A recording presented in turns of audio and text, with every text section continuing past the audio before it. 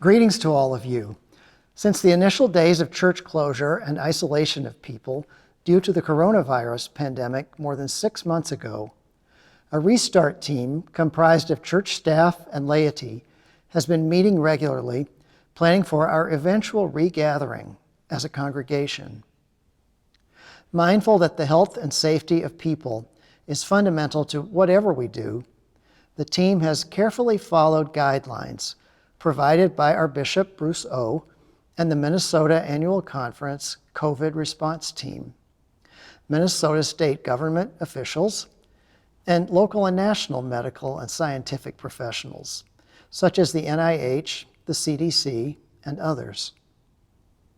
As the weather warmed last spring and summer, we were able to begin permitting small groups of people to gather for meetings and study outdoors at the church. A few weeks ago, we resumed hosting small gatherings of church and community groups inside with many safety protocols in place. In September, we started our first in-person worship services outdoors in the yard.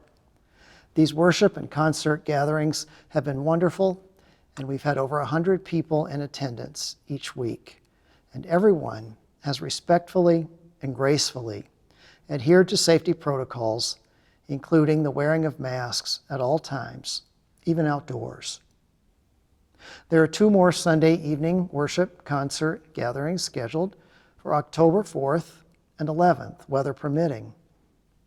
A decision had to be made by the restart team about whether it was time for a return to our sanctuary for in-person worship on Sunday morning.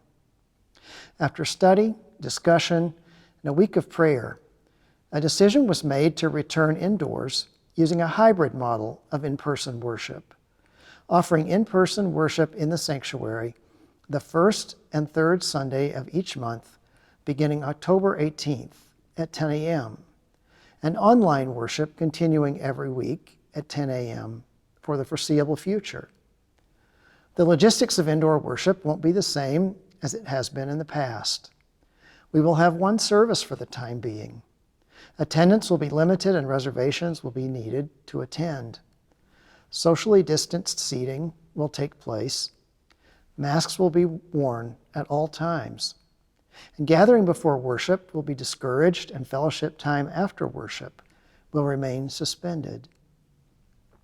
Just as we have done with online worship, your worship planning team is committed to offering inspirational in-person worship services each week. However, in-person services will look and feel quite different without much of the live music we love, and services will be shorter than usual. But the essentials will be there: prayer, the reading of Scripture, and a sermon by one of our pastors. It will be a new normal, as they say, but it will be a good new normal. Many details are still in the planning stage, but we will let you know important information as soon as we can. In the meantime, it would help our planning if you would be willing to take a short 1-question survey that will help us understand how many people are likely to return to in-person worship in the coming days. If you click on the link provided, it will take you to that survey. Finally, whether you'll be worshiping with us in person or online every Sunday, I hope that you feel the connection of being a part of a community of faith that continues to provide nourishment for the hungers of life. May God bless you and give you light and hope.